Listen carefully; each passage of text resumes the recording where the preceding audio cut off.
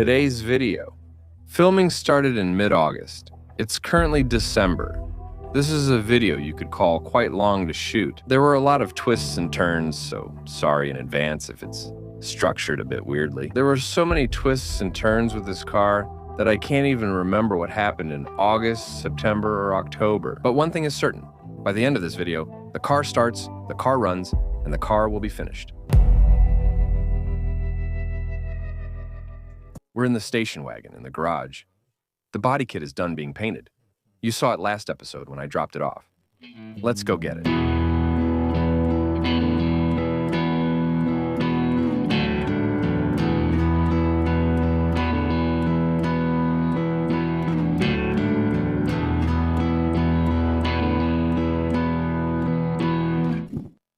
We're back at the garage and the body kit has arrived. I'll show it to you in more detail soon. We have the front bumper, 2 side skirts, rear lip, and the spoiler's just sitting in the other room. We're installing this front bumper, and I think it'll finally give the wagon an awesome look. The on-door shop front bumper is amazing, and with Provence Atelier's paint job, I think we have the perfect combo. I'll zoom in a lot, or else the backlighting will make everything too dark to see. All right, the front bumper's installed. I haven't put it on permanently yet because I still need to put the grills on the front. I need to make all of that. The front end has been restored and fits perfectly. Yeah, it's not bad at all. It's really nice. I don't know if I'll put a grill. Maybe I'll put one at the bottom too. But first, I need to make one to put on top. Now that the bumper's done, I'm going to tackle the spoiler. So, the spoiler will be able to position it and leave it in place permanently. Basically, this is the original spoiler. It's secured with screws here, here, and here, plus some small clips. It's a bit dark, sorry, but we can't reuse those, so only 3 screws will hold it. We'll do the third brake light too. It's easy since there are holes here. I'm going to use some screws from the IS that I had left over, and I'm going to put them in there with some thread locker, because there's already a nut in there actually. We'll attach it using the 3 original screws, which will work just fine. I think it's good. The spoiler's in place, and I have to say it's firmly attached. So the part by itself, before you install it, looks really big. But actually, once it's installed, you see, it looks original. It doesn't look over the top, you know what I mean? It doesn't stick out too far in the back, either. I'll try positioning the rear lip to see how it looks.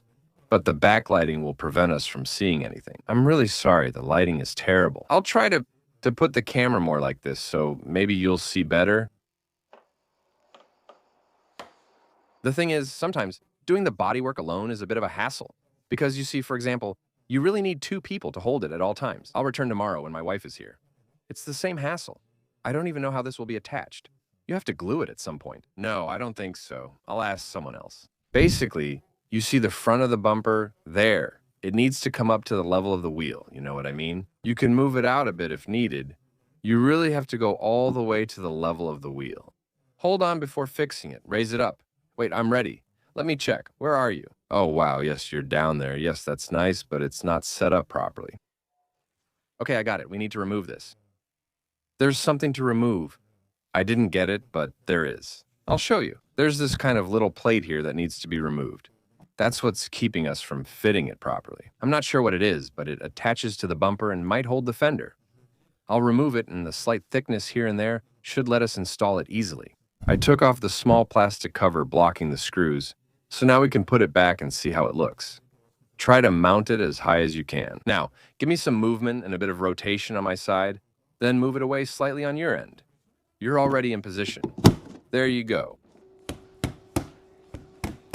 I'm not showing you every step I'm doing, because as you can imagine, it's the middle of August, and today it's 42 degrees, and I'm right next to the furnace. It's easier for me to film the steps after completing them, instead of filming while working. Thanks for understanding the heat is exhausting.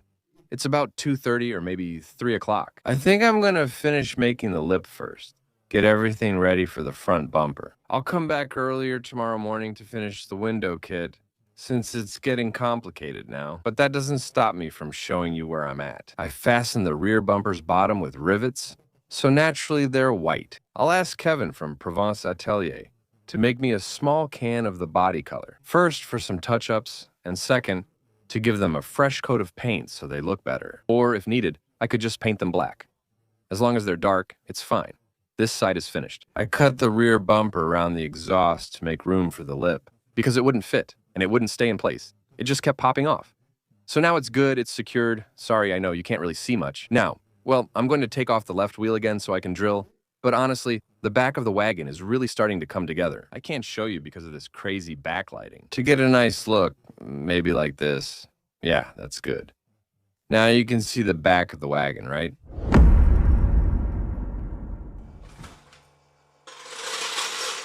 Now, I'm really starting to be happy, it's good. The rear lip is attached. I even returned to fix the small detail, a mud flap that bothered us. I cut, adjusted, and reinstalled it. I'm super happy once again. I won't be able to show you. It's going to be great. Well, it's okay. You can kind of see it. Here, I turned it around to show you. That's how it looks from the back. I'm super satisfied. It gives it a big butt there. I love how it looks on wagons. So cool. I won't stay outside long since it's burning up. The sun is intense, and I'll just make a few minor adjustments to the engine. Nothing major. I'm not necessarily going to show you that. Afterward, I'm buying a fishing rod because Thebo and I are going fishing tonight.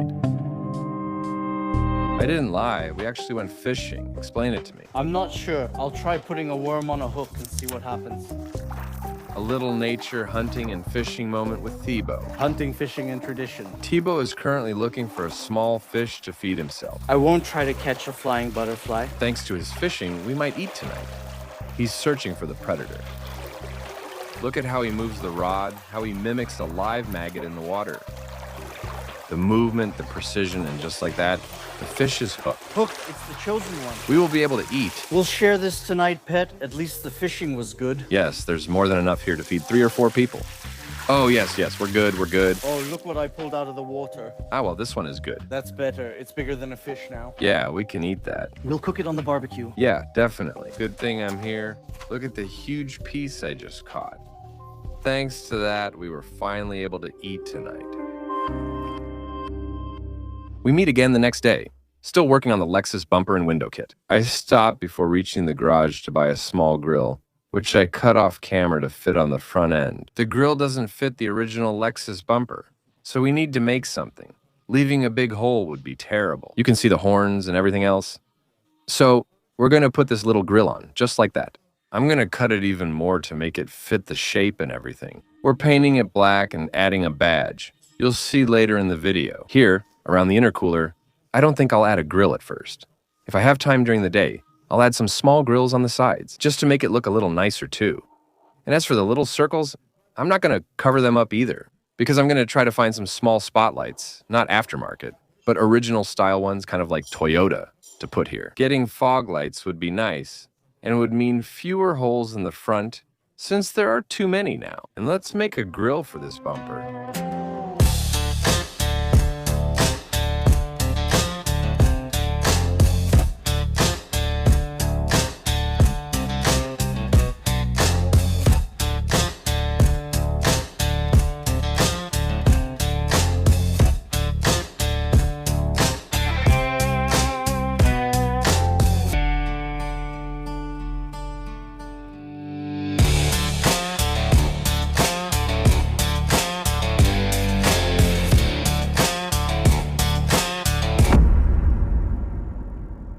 I've never installed a side skirt this well before.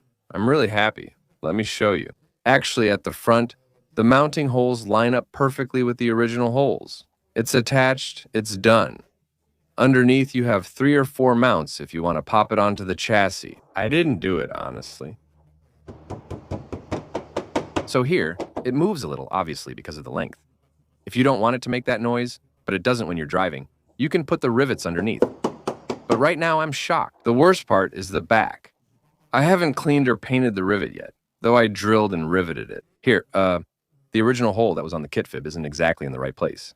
I think it's a matter of orientation. I positioned it the way I wanted. But look. It looks like the car's chassis. It's perfect.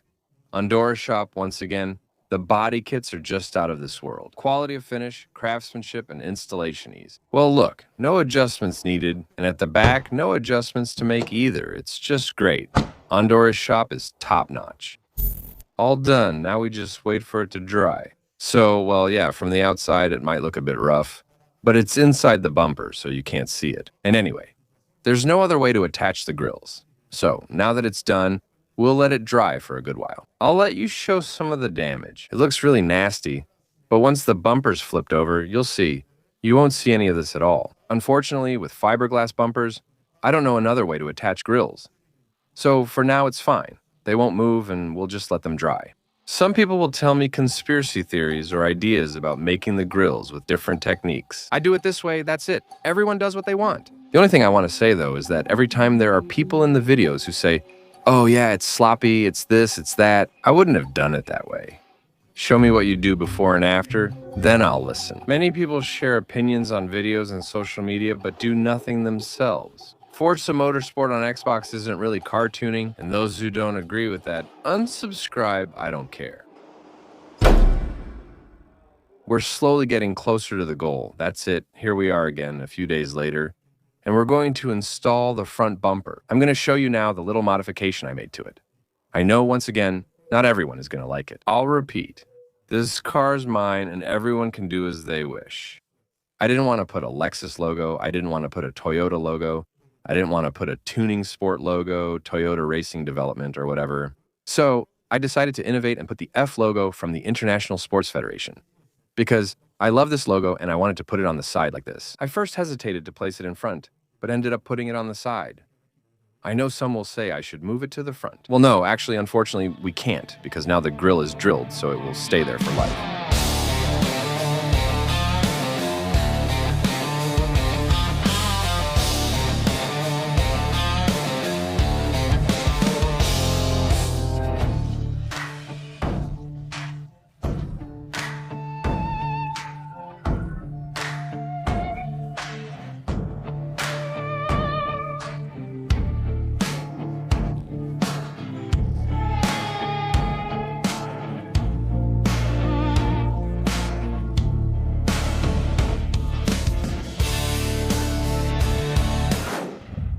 Front bumper's done, the car's on the lift, and we're starting the wide angle kit. We're going to tackle the chassis part a bit. Well, we're going to get back to the chassis part because I had already done the bushings. Now I'm going to show you a bit in terms of the wide angle kit, what I decided to install on it. I decided to install this. These are spacers, once again similar to what I have on the Chaser, except here they're a bit better designed, in the sense that they're already made from a much stronger material. The hardware is much better. It's not aluminum that could easily break. Some Polish guys sell it and really know their stuff. They have drift cars like Chasers and IS, so I trust them. I try out a bit of everything, you know. I like to try a bit of everything. The dealers and all that, that comes from Odessa. And they didn't pay me. They didn't give me a single euro discount or anything like that. But I'm telling you, I'll give you my feedback and I'll tell you if it's good or not. Compared to spacers you can find from other dealers, let's say of poor quality or good quality, here we're going to test this. With this, you have to pair them with what's in here. We're changing the tie rods, which is specific to my vehicle. I don't know if it's the same for BMWs, but I have to replace them. Just like on the Chaser, by the way, with Corolla tie rods. It's a little bit longer than the original. That's how we'll get more steering angle. All right, now let's install this.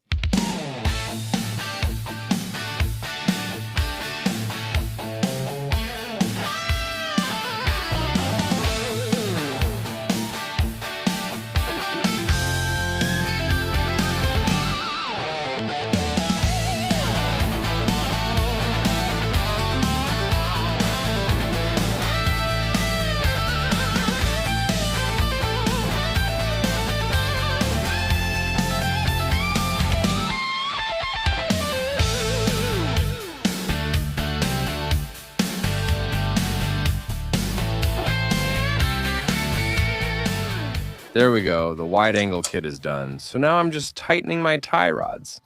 Once that's done, we'll adjust the alignment to see if I can drive it home. But as far as the steering angle goes, we're good. While it's still up in the air, we'll take the opportunity to change the coilovers at the front. As you might expect, I didn't choose any coilovers other than RWP, my own brand. We're using a versatile sport comfort kit. It's a kit that I developed a bit for myself. It's a bit custom since I like customizing the kits I make for myself. It's a kit that lets me do drift events and drive the car daily. That's what Thibaut and I sell to 70% of our customers who want to use their car daily and at drift events or for sporty driving. Whether grip or drift, I'll show you some of our work, then do the installation. As usual, Thibaut will take care of the technical details, and set up an excellent chassis. Don't forget, you can adjust your chassis anytime, whether or not you have our coilovers. Tebow offers this kind of service and can fine-tune your chassis for you. So now it's time for me to take this apart. The original car had non-adjustable Coney shocks, which I think work well. And now I'm going to show you my little all-purpose sport kit that I had custom made for myself. Oh. Big E30 there. Here's the versatile shock absorber I mentioned. For my cars, I always use the white springs. It's something we don't necessarily offer, but let's say we keep it for our own personal cars. White shock absorber, no top ball joint or adjustable mount, since Lexus camber isn't adjusted that way. A kit, let's say, pretty basic overall, but with internals that are quite impressive. And it's actually a kind of versatile kit. It's somewhere between a sport kit and a comfort kit. The key is in the internals, but we keep that recipe secret. But normally, for this type of vehicle, that should be more than enough. There you go, it's done. The first one is installed, so everything is okay. For those who don't know, it's really plug and play. Actually, we've really developed the most complete range possible so that it's plug and play, and so you don't have to modify your car just to install them. Look how far we've gone. You see this little ring here? It's made to fit your ABS cable bracket. Of course, we have a spring adjustment that's independent from the ride height. That's important, since you won't find that on this type of shock absorber. Or even worse, you see, for example, when you have shock absorbers where it's threaded. And actually, you have a ride height adjustment through the compression of the spring. That's the worst, because basically, if you want a low ride height, you'll have to loosen your spring, and as a result, it'll be low, but it'll be like a mushroom. If you want a higher firm ride, you'll compress your spring and end up with a very high car. With this type of coilover, it's completely independent, meaning you can have a car slammed to the ground with the adjustment that's right here. And you're going to insert your shock cartridge into the shock body, and then you'll actually set your spring stiffness or softness using these two rings right here. And that's actually what makes a good coilover strong, because we're not the only ones who do this. There are other brands, of course. I'm not claiming we've created something groundbreaking, but I believe everyone should have at least this technology in their car. Because the others aren't fully developed, they're not adjustable, and you'll never really get the most out of your chassis. Yeah, my microphones were off until now. Welcome to the wonderful world of YouTube. So, all this just to tell you that, basically, be very careful when you choose coilovers. Whether you get them from me or somewhere else, it's fine, it doesn't matter. But really pay attention to what you're buying. Above all, I want to stress something important when buying coilovers or brake kits. Don't buy just for the price, buy for quality, buy for development, buy for after-sales service that listens to you. Don't buy just for the price. You may find cheaper or pricier options elsewhere, but be sure to look closely at everything. I'm not sure if everyone feels this way, but when I buy something, especially like coilovers that start at 1,300 euros here, I think about the price. I expect to get service behind it, after-sales service, someone who answers me, someone who listens to me, someone who takes care of things, and that's what makes us strong. I'm still installing the coilovers. In this box, there's everything you need to finally be able to drive the wagon with peace of mind. Injector and injector harness, which I've been waiting for 10 days to be able to fit the old injectors. Quick note in case anyone didn't understand the previous episodes. I had installed the injectors for my original 1JZ since I wanted to run the car on ethanol. It turned out they were too big, making the car run too rich. So that's why I ended up using the injectors that were originally included in the kit. Injectors from a ZZ, which are twice as small as those from a JZ. And when I installed the injectors from a JZ well, I had to modify the wiring harness, and I modified the harness directly. I cut the Toyota Lexus connector from the 1GFE to put in a new connector compatible with the injectors from a JZ. So that's why now I got some adapters to avoid cutting my harness again. Because in the long run, I'd like to keep the injectors from a JZ. That's why I'm making adapters to restore compatibility without changing the original harness. So now we'll see if that fixes the problem. There you go, everything you need is here. 6 injectors, a ZZ, the wiring harnesses for ZZ injectors, and the harnesses so I can adapt the harness I modified for JZ injectors. I'm making my adapters with a bit of soldering. I'll let you know when I'm done so we can install the new injectors and take a drive. I want to tell you, it's all good. I changed the injectors, I put in my little adapters that I just made for now. I just readjusted the fuel cut defender. Normally we're good, the car is warming up slowly. I'm going to go for a test drive with Anthony, just to show him a little bit how it goes. We'll check the air-fuel ratio values to ensure everything is fine. The car is nearly warmed up and idling in air-fuel ratio. Well, I don't know if you can see it, but I'm at 13.2, which is a number I've never gotten until now. 13.2, 13.3, so that's really good. Now we'll check my load performance and see if the car still has issues at 3,000 revolutions per minute. We'll see if it bugs and start in second gear. We'll know right away. It doesn't seem to be bugging anymore. Oh man, come on, forget it. It's not fixed, yeah. You need to increase it, let her adjust a bit to see. 16. Too strong. No, I feel like the bug is gone, but on the other hand, we're way too high now. Ah, shoot, go ahead. I'll try to see with the settings, but I'm not sure it'll do anything. The sequence you saw wasn't great. We turned off the camera after realizing it was running too lean. The air-fuel ratio showed numbers up to 22 while the turbo preloaded. So really not great in terms of air-fuel ratio. So we stopped, went back to the garage, and ran a diagnostic. Basically, I can actually adjust the fuel cut defender by using the number shown by the manifold absolute pressure sensor in the intake manifold. And with specific numbers, I can calibrate it a bit. We took the Jag back with Anthony and did a few laps. We adjusted it a quarter turn at a time, aiming to match the real value as closely as possible. And at one point, we managed to get a 13.5 under full load. So it's not bad. But it's still not the 11 or 12 we were hoping for. We thought about it and studied it, mainly because we leaned out the fuel cut defender. We tricked the car into thinking it was running 30% leaner to offset the ethanol I added. Except that in the end, actually, we all thought about it together and I came up with a hypothesis that I think is correct, which is that the fuel cut defender and this whole turbo kit system unfortunately aren't designed to run on anything other than unleaded gasoline. I'm not sure if it's 95 or 98. I'll find out after testing. It's not made for ethanol, so for now, I'll bring the wagon back in. Last night, after turning off the camera and everything else, I started changing the 2 rear coilovers again. I'll use this chance to drain the ethanol, fill with 98, run more tests, and recalibrate the fuel cut defender as originally intended. Check my air-fuel ratio. Normally, we should be good, so V1 should be fine. So today's mission, we're going to finish installing this last poor little coilover by itself, so I'll show it to you anyway. This is the rear, so nothing special. I built a kit on the cylinder block with hydraulic adjustment, my usual little white spring, and independent ride height adjustment separate from spring compression. At least we have something high quality that should give me a good chassis. Once that's done, well, we'll go to the alignment, because it would be good to get it aligned, since my wheels are absolutely not straight. And then, well, like I was saying, we'll finish everything related to the limited slip diff. It's true that I still haven't installed the limited slip diff. I'll bring it here from my place, restore and repaint it. I'll do a clean job reinstalling it in the car with the hydraulic handbrake, and then I'll check my list. But we're not too far off from the truth. And to finish this project, friends, let the music begin. The station wagon is operational. I didn't film everything. Because you know how it is when you're tuning a car and you don't want to be bothered by anything else. You want to stay focused, concentrated. That's it. I put in some unleaded 95, just 10 liters at first, because there wasn't any near my place for the station wagon. The AFRs are good, the fuel cut is good. I might fine-tune it a bit more in the coming days. I just took it out to eat with the global positioning system in the bag, and everything ready. It was great. When I accelerate, I'm at between 10 and 12, but generally it's around 11, 11 and a half. That's actually not bad, already a good thing.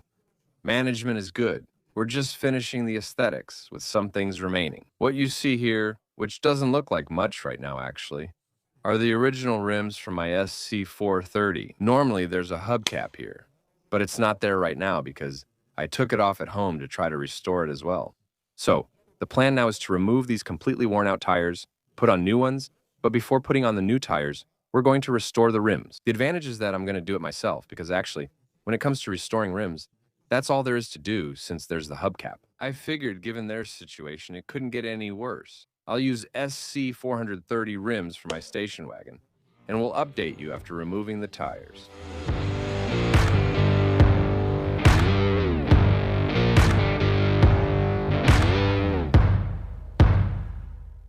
The rims are ready and cleaned.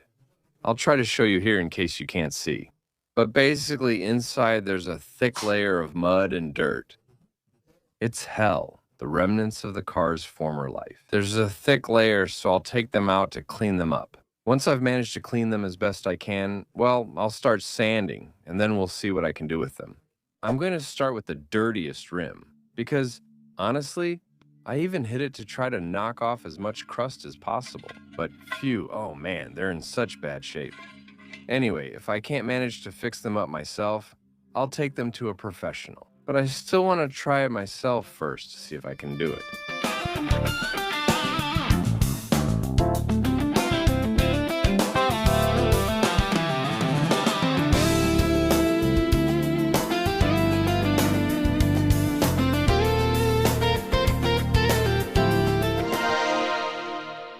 Honestly, I was excited to redo the rims myself. But the problem is, I just finished cleaning the first one. I realized it's much more than just sanding a few imperfections and repainting the rim. I really need to call in a professional. They're really messed up. I wasn't expecting that. Check the rim's condition. Actually, you can see a blister here. I think aluminum corrosion formed under the paint, causing it to peel off completely. They don't look good, so I'll take them to a professional who's offering a great price. That was my backup if I couldn't do it myself. Why would I waste a whole day just to end up telling myself, well, go see a professional, you know? Might as well move on to something else right away. At least that way I save time. But once we're done cleaning the rims, we can take care of him. The limited slip differential, I'm going to open it up. And that, on the other hand, I'll repaint myself and do everything. That's fine. That's within my abilities. Limited slip differential. As I said, we'll open it and drain it. We're going to give it a coat of paint so it looks cleaner, newer, and then we'll install it on the car.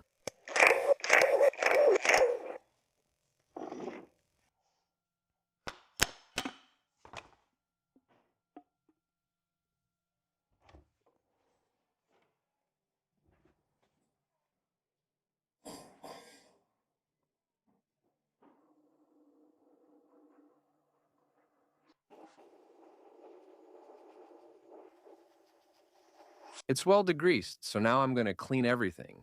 The edges, basically. I'm going to clean this too, degrease everything, clean everything. Honestly, I don't know if giving it a coat of paint really does anything.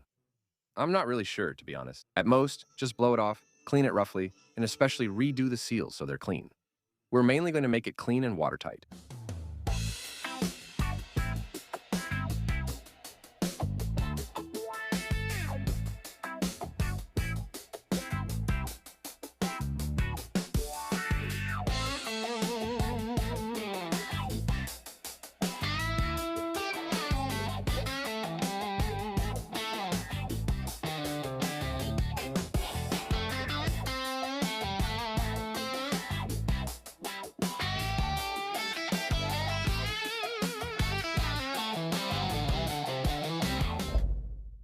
It's about 20 minutes later and it's dry now, so it should be good.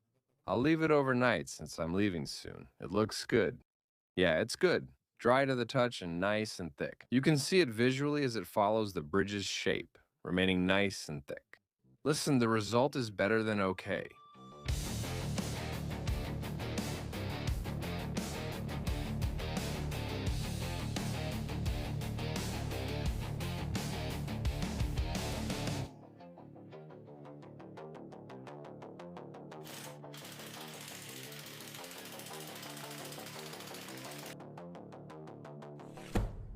The bridge is finished. That's it, it's here. I'm going to leave it here while the joint paste dries quietly. Well, anyway, it's going to stay there for quite a while. Well, because to install the bridge, we need a bridge. And right now, the bridges are being used, so I'll wait until a bridge is available to install it. Meanwhile, let's switch topics. Finally, we reached the step I mentioned earlier in the videos. The YDC brake. I'm not sponsored, this isn't a product placement. I prefer to make that clear. I paid for it entirely myself, and for me, these are the best handbrakes in the world. You'll see why. Includes some small sambons and an instruction manual. Thanks for your order. The packaging is top quality. Look, there are many things inside. It fits perfectly in a specific spot in the IS-200 grade quality. There's nothing better, the finish already, just that The finish is flawless. The fit, it's flawless. You can adjust your little handbrake stop right here directly. It's mounted on uniball joints, and here, mounted on bearings fitted inside. The feel of the lever. I've installed them before, you know. Here, you can add an extension if you want, and normally right here. It unscrews, and once it's in place, things get interesting. This will stay in a specific spot in the car. You'll see. We can cover it when it's not needed, making it invisible. When I need it, I uncover it, screw in the handle, and have my hydraulic handbrake. Now, I'll show you where we're going to put it. My hydraulic handbrake will be around here. I wanted something, as you know, quick and dirty. So I bought the YDC handbrake because the YDC handbrake will go in place of the cigarette lighter. It's pretty much the only way to have a discreet and nice-looking handbrake in the cabin. All right, let's take everything apart again.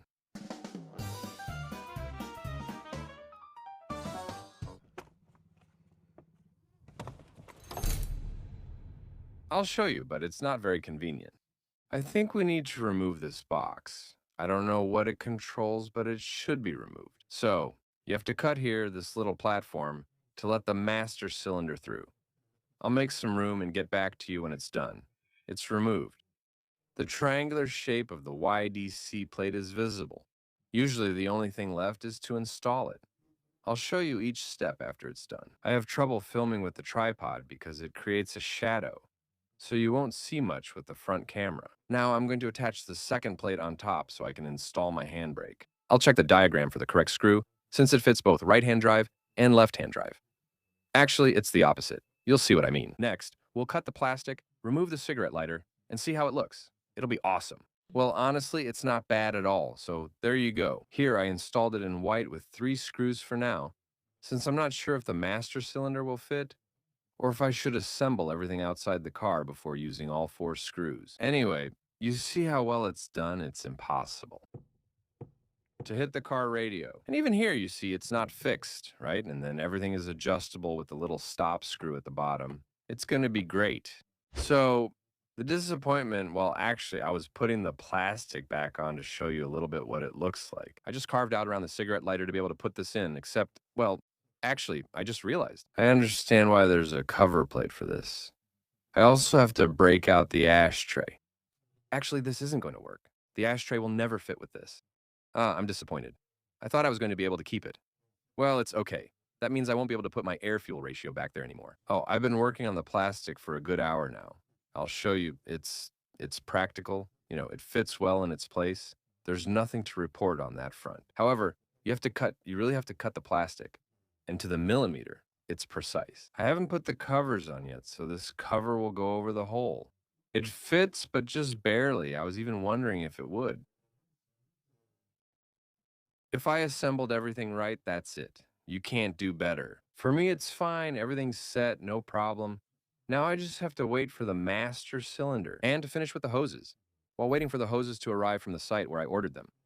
It's going to take a little while, I'd say at least a good 10 days. I began working on the Lexus's front end, made several changes, adjusted my coilovers, and we're installing the limited slip differential. I'll show you the front end changes I made, so Lexus and Toyota owners, pay attention.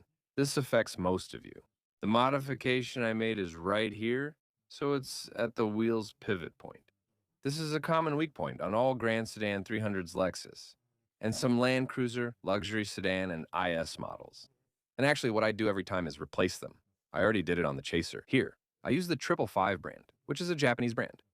I know the Japanese use it because it's extremely durable. So I did it again, I received them, I made the small modification there, where you have to grind it to let the new tie rod pass through as well. This is new, redone, and so is this. I've already mentioned it. It's related to the wide-angle kit. The other side is the same. So it's been ground down and adjusted to let the wide-angle kit pass through. As I mentioned, I adjusted my suspension's ride height and performance springs. I installed them as they were, without adjustments. But now I've lowered the front a bit. I'll try it out, drive it, and adjust the chassis later. Next, I'll take apart the differential. I'll open it just to check if it's a limited slip, though I doubt it. Then I'll swap it with the one I prepared earlier. At least we know there's a torsion inside. Honestly, I won't film the whole process for you. I've already made good progress here because honestly, it's not that interesting, and above all, I need to use both hands. Let's be honest, it's a bit of a pain. You have to remove all the drive shaft bolts here, take apart the drive shaft, remove the plastic covers, and take out the two bolts over there. Remove the rear stabilizer bar. It's annoying. Now I just need to handle the two large bolts. I'm going to put the workshop stand so it doesn't fall on me. I'll lower it, open it up, and see if I took it apart for nothing. And if I'm going to cry, that's it. The limited slip is installed. I just finished it. I just opened it. So, limited slip or not. It's not limited slip, which is fine. I could have tested it on the lift, but I like the challenge. This is serious. It's time. You can say I'm a professional welder. I just welded my exhaust line. Yeah. I'll show you. That's it. If you want to make exhaust lines and all that. Pepinox, all good. You've got some competition now. Check out this artistic talent. It's my first time using this. Tebow explained a few things to me, showed me how to set it up. Oh, I forgot to turn off the gas. There we go. So actually what I did is disgusting. Let me reassure you, it's just an exhaust extension for this afternoon to take it to the alignment because I told you the exhaust was too short and I just wanted to put a pipe, so it reaches the floor. It's totally disgusting. I grabbed a pipe from the garage and just look at your YouTuber's welding skills. Damn, it's so well welded that even the camera can't focus on it. Well, yes, we've got something here. Look at this, look at this. Isn't what I just did a bit better than Pepinox? There we go. I made my first 2 welding spots ever. I feel like I just built a manifold. It's rolling and rolling. I want to say it's actually going pretty well, in the sense that I'm looking at my air-fuel ratio. When I'm cruising steadily like this, it's running a bit too rich. You can't work miracles with a fuel cut Defender. However, when I accelerate, that's when I put in a lot of 98. When I accelerate, my air-fuel ratio is at 12. I'll show you that.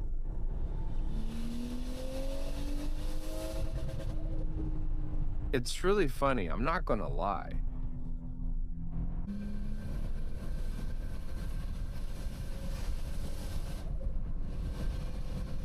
It works well. My front wheels have extreme camber and the car's front end is completely messed up. I'm heading to Loic Panagiotis', who always does my drift and grid car alignments. He's a rally driver, so I fully trust him. I think this car will be really fun to use, but I'm being honest. The management of wealth is really a bit chaotic. I'm increasingly considering adding the big plug-and-play programmable calculator, as it ensures perfect management. And then especially I could make ethanol, but for now anyway.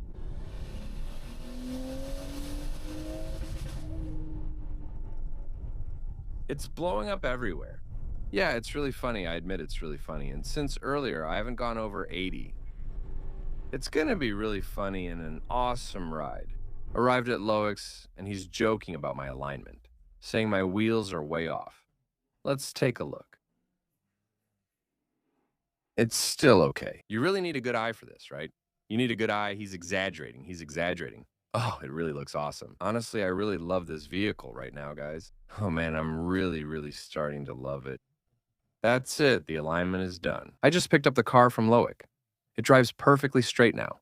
The steering is pretty precise now. I'm not gonna test it drifting right away, obviously, because I don't really have the opportunity. There aren't any events planned yet, but I'll show you a bit of drifting in one of the videos. There's no stress. Normally, for now, the car's coming along well. It's not finished yet, as I said. I'll review the management and a few other things, but overall, the car is ready to run. So no, why? Because actually the fuel cut Defender doesn't work at all. I had a lot of problems on the road. I almost broke down. I barely managed to get back to the garage in a terrible state. I was at 7 air fuel ratio, which caused extreme fuel consumption and ruined an O2 sensor. The fuel cut Defender just doesn't work at all. It was really a terrible solution in the long run. I don't know why it worked fine for a few days, and then it completely fell apart. Next, you'll see here, now we're coming back from mid-September because, in the meantime, there was the famous accident with the Yukon. So I focused on that and skipped the break. I'll show you the rest. I gave it my all to get the wagon running, since it's been a while since I worked on it. Because in the meantime, well, if you've seen the previous videos, I had quite a few problems with the Yukon, so I was a bit focused on my daily and I had put the wagon aside. I finally found a solution to my richness problem. I can't remember if I mentioned it, but I was having a lot of richness issues with the wagon. Before the turbo kicked in, it was hitting 8 AFR, so rich it could kill. I changed the O2 sensors, I tried adjusting the fuel cut defender differently. I tried using 98, 95 instead of ethanol. I tried many things, but the result was always the same.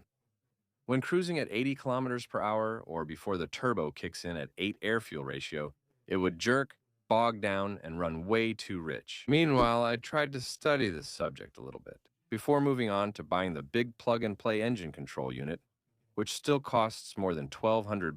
Tebow had an EcuMaster DET-3 on his workbench at the garage, taken from one of his old cars. I decided to install it anyway, since some people have put the EcuMaster DET-3 on the IS200 Turbo. And at any time, it's not expensive. I think an EcuMaster doesn't even cost $200. It could be a pretty good solution to have something programmable before moving on to a full standalone engine control unit. I'll show you how it went. If you don't know what it looks like, the DET-3 looks like this. So it's a really small engine control unit. You see, with a port for vacuum, to get the engine pressure information, you just plug this connector in here, then tap directly into the car's original wiring harness. The diagram shows we'll tap into some existing Lexus wires and cut and connect others directly. Let's begin. I won't film it since I don't have my tripod. And secondly, actually, using a tool I made, which is just a simple soldering wire, I'm going to D-pin and re-pin in the right places. Nothing special. I'll let you know when it's done. Have a good evening. I've finished doing my little cable pinning, so everything is connected directly to the EcuMaster. With these cables left, we'll follow the plan and come in now. Actually, just soldering small jobs on the IS harness and more. Same thing, I'm not showing you soldering cables since it's not very interesting. I'll get back to you when it's done. The wiring's finished, so I took advantage. It's all good. Well, actually, all the cables were necessary. I was able to completely remove the fuel cut defender. I hadn't done anything irreversible. So that's still a small positive point. We'll keep it just in case we ever need it. You never know. It might come in handy. The car's in the garage now that I managed to upload the map, so it's all good. The management file they sent me is currently in the EcuMaster. So I got the USB cable. Actually, I needed a 4-meter USB cable to be able to map from inside the car. So that's good, it's done, it's in there. I need to replace my famous injectors again, swapping the current ZZ injectors for the 1JZ ones we used before, since those were too large. Once I've done that, I'll get back to you, I'll restart, I'll remove the little adapters I made, and once that's done, I'll get back to you. We'll check what I have in air-fuel ratio, take another spin, and we should be close to finishing this project. With the injectors installed, we can finally start it and check if it works. Okay, that's good, so now we're going to open the management. Okay, let's go and test it.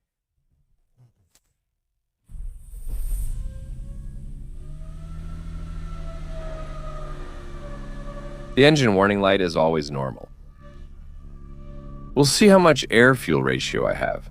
The startup is fine now. Ah, whoo, that's not good. Okay, let's try again.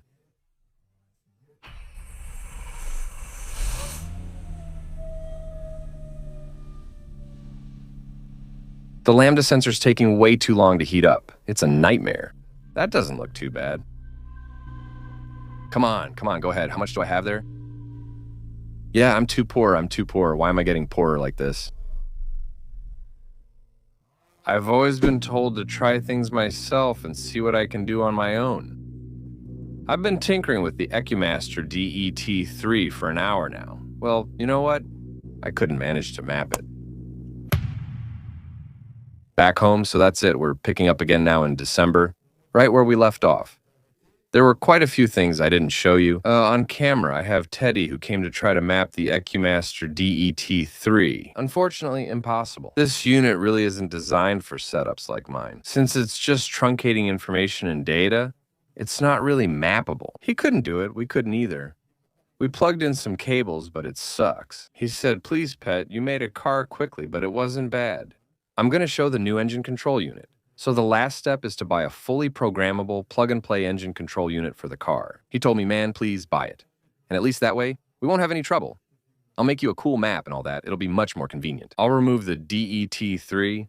Also, the car arrived on a trailer, not by road. Redo my harness welding, actually cancel everything I did, and then install the new fully programmable engine control unit. It's been at home for a while and I haven't started or cleaned it because it's in bad shape. I'm really disgusted. I had disconnected the battery. Let's see if it starts up. There's no reason it shouldn't since it's never run. And we'll bring it in front of my garage, then we'll try to drive it. The battery told me to go screw myself. We'll use the little Einhell booster, which works well. All right, let's go.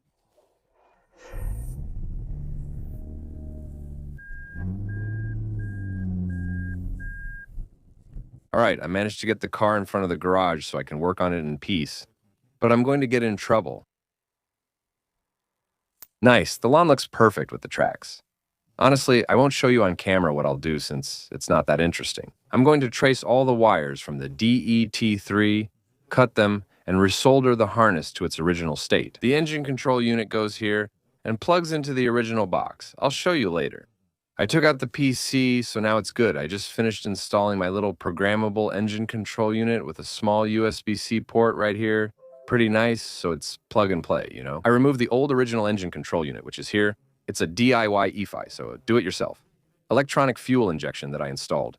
It's the equivalent of a K-Data. It works with Tuner Studio. I first connected, as it says in the manual, the engine control unit to the computer before putting it in the car. I've closed everything up and will put it in the car.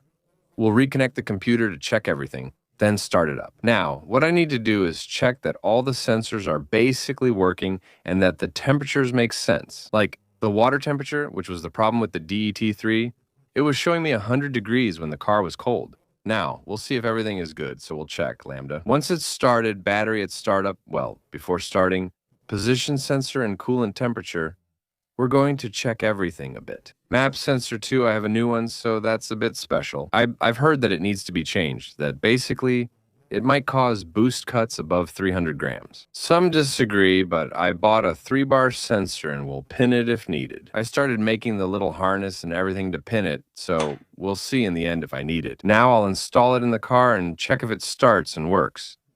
I connected the lambda and camshaft sensor. Yes, they give you a harness that includes a separate ground for the camshaft sensor. I'm not sure why, but I connected the computer and it seems to be working. I haven't started yet because I see the water temperature at around 20 degrees, the manifold absolute pressure sensor, which seems to be fine. I'm not really sure. I told you this isn't my job, don't forget. I'm starting now. The booster's connected. Let's see what happens.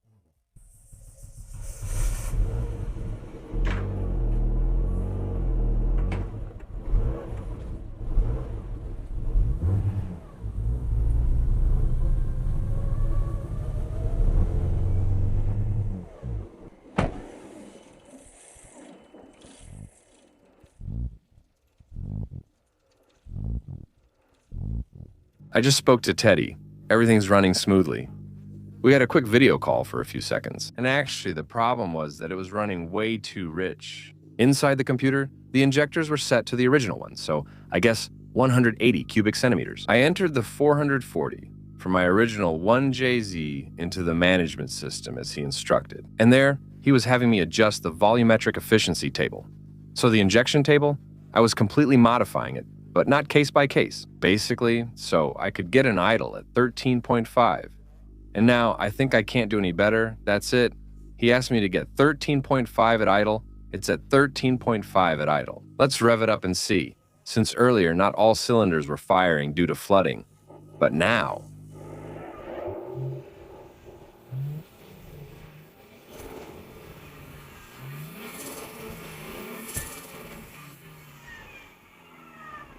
What is this, and why is it making those explosions?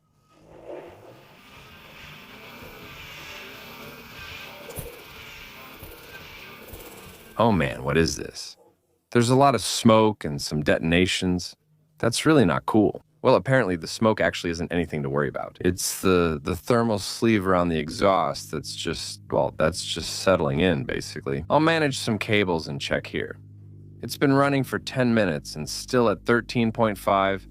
The new engine control unit is working well. The car is stable at idle, and we actually saw detonations in the downpipe. It's because originally in the engine control unit, there was a launch control activated and a launch control. Well, it gives you crazy detonations, and that's crap. I don't want that. I enjoy working on cars, but it's pointless for me personally. All right, new goal for the end of this video. Today, that's it. It's finally the day when I might be able to drive this car. After I don't know how many weeks and battles of waiting and everything, the day is finally here. I put it in the garage since Teddy's coming. Last time I drove this car, it was at 98. Now we're finally mapping it for ethanol. So I did it off camera earlier to quickly disconnect the fuel return right here and put it into some cans. So what you see here, it says 85, but actually it's really 98. And now Teddy's on the way, he's coming. He asked me to fill the car with the ethanol that I just went to get. So I've already put 20 liters in for him. And in the Yukon, I still have 40 liters to put in, well, to pour in there. Let's go so we can map him quickly after. Let me know in the comments what you think about this new lens. I bought it, but I won't use it all the time. I switched to the other lens for static shots. And this one is really a wide angle, so I can really avoid having, you see the camera right there, like that. I used to hold it at arm's length, but now it's just 20 centimeters from my face, right in front of me. This doesn't really make me look good. So let me know if the quality is okay for you, if you don't mind me sometimes using the wide angle, because it's a lot more practical for me, especially in tight spaces like here in the car earlier. No, we're using a fixed camera, so that won't happen. But it does when I'm a passenger in cars. Now I can film with this instead of my small portable camera, so in-car footage quality will improve. And sometimes, well, I'm in scenes that are a bit cramped, like for example in my booth, where I never have enough space to do anything. Well, now with this, it'll be more convenient. For example, to film this, normally I would have had to, put the camera over there, so it's clearly much more convenient for me. You said you'd make her rear up today. Take it easy, though, okay? We're going to make the rods rear up. She's a virgin and has never driven anything. It's going to be fine.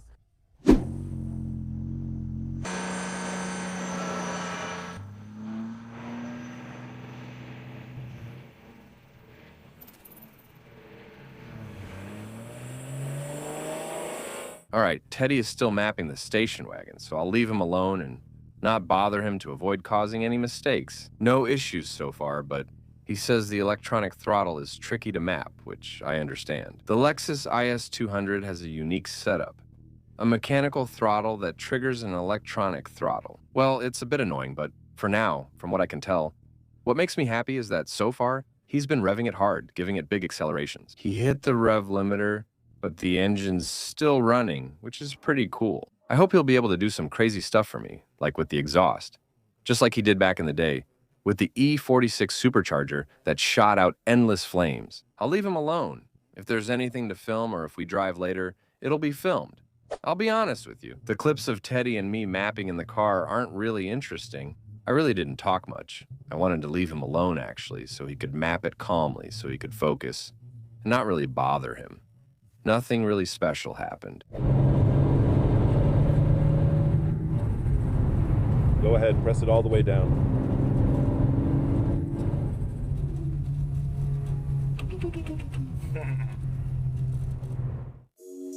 It's the next day. I didn't film everything that happened last night with Teddy, because honestly, there wasn't really anything that interesting.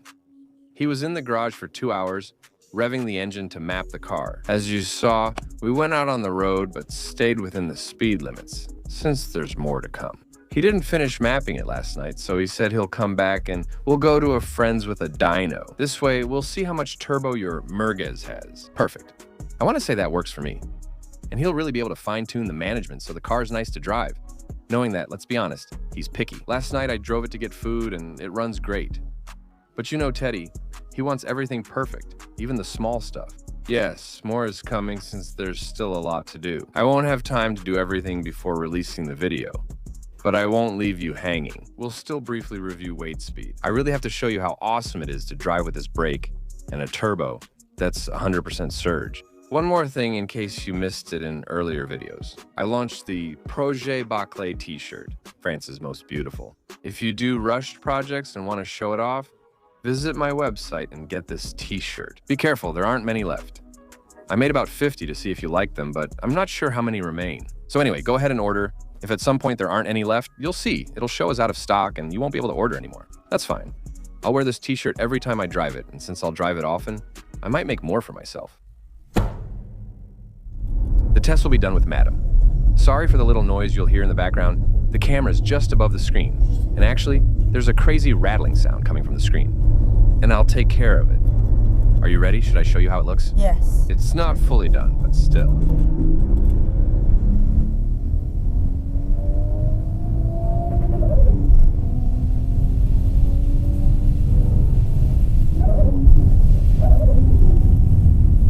but you're not impressed when you see a Camaro. Yeah, and you have a Chaser too. But it's funny. Yeah.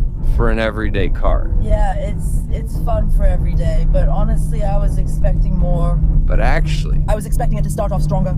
it's funny, you know? But the sound is cool though. The sound, there's nothing to say about that. That's something I miss. Oh yeah, it's incredible. There's nothing to say about that. That's incredible. It's incredible, but it's true that when it comes to acceleration, I was expecting, when we're with the Chaser, you accelerate, it's crazy. Honestly, I expected more. There are 400 more horsepower. It's not comparable. It gets the job done. Here, look, I'm keeping the speed limits in mind. I'm following them.